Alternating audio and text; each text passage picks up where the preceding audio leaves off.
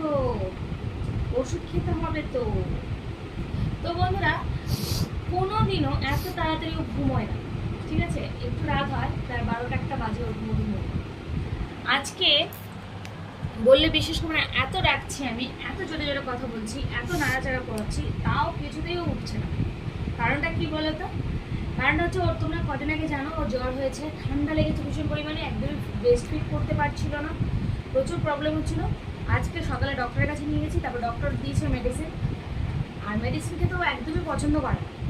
এখন রাত 10:30 বাজে, এই টাইমে ওর মেডিসিনের টাইম রয়েছে, কিন্তু ও ঠিক বুঝতে পেরেছে ওষুধ খাওয়ানো যাবে। বুদ্ধি দেখো, 2024-এর বাচ্চাগুলো এত পাকা ডেপো, কি বলবো, মানে ধারণার বাইরে।